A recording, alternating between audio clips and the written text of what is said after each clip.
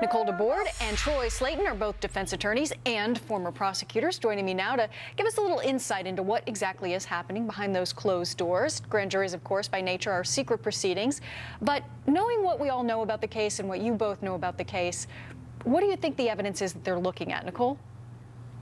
Well, I think that they're going to be looking at whether or not the officer's conduct was objectively reasonable. In other words, from his perspective, would reasonable people think that what he did was correct? And if they did, he is certainly allowed to use deadly force or any kind of force that is necessary under the circumstance. So they're going to be looking at the eyewitness accounts of what occurred and what each of the parties were doing immediately prior to the shooting and during the shooting. Troy, I want to bring you in here. Is that part of this intent or lack of intent? Absolutely. They're not only going to be looking at what witnesses say, but also the toxicology of the victim and the forensics and the ballistics, any kind of blood splatter on Officer Wilson or in the car as well.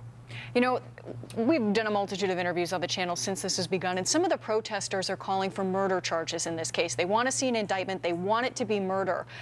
What kind of charge might possibly the officer be facing if he is charged by this indicted by this grand jury? Nicole?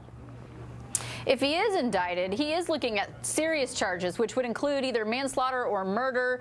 But that is sort of the question. Was it justified or was it not justified? And there's some case law that is very helpful in guiding the grand jury about how to make these decisions.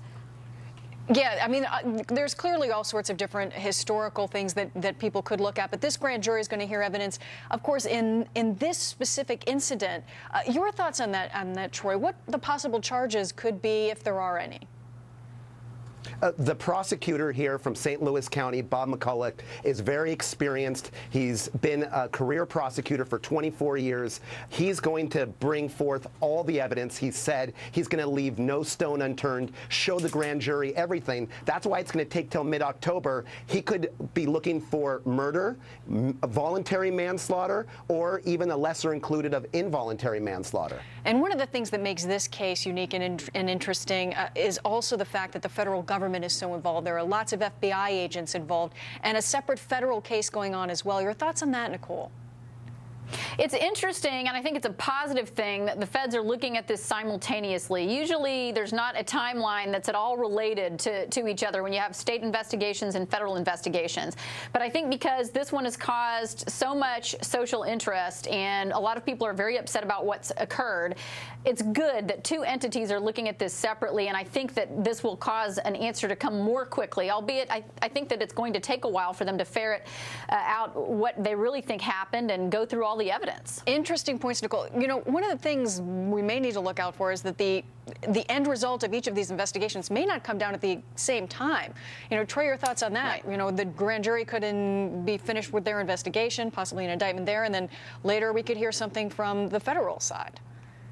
Exactly, and they could decide to do something different.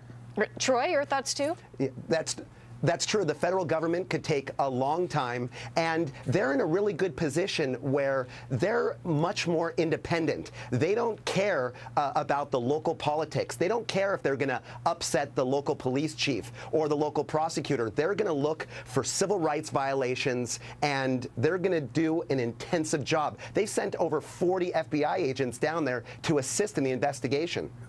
You know, just finally, justice is supposed to be blind, and all of these separate factors are not supposed to enter into the grand jury, but it has been a very emotional scene there in Ferguson. Is that something that could possibly be on the grand jury's mind, Nicole? It certainly could. Hopefully not. I mean, justice is not about popular vote and what people's opinions should be. It's about the facts and it's about the evidence. And these grand jurors have a tough job to try to ignore popular requests and do what's right based on the evidence. And Troy, a final thought from you, please.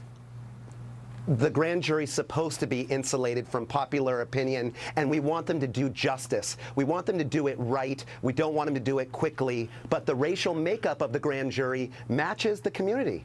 All right. Thank you so much, Troy Slaten, Nicole DeBoard, for joining us and giving us your thoughts and your insight. We appreciate it. Thanks. Thank you.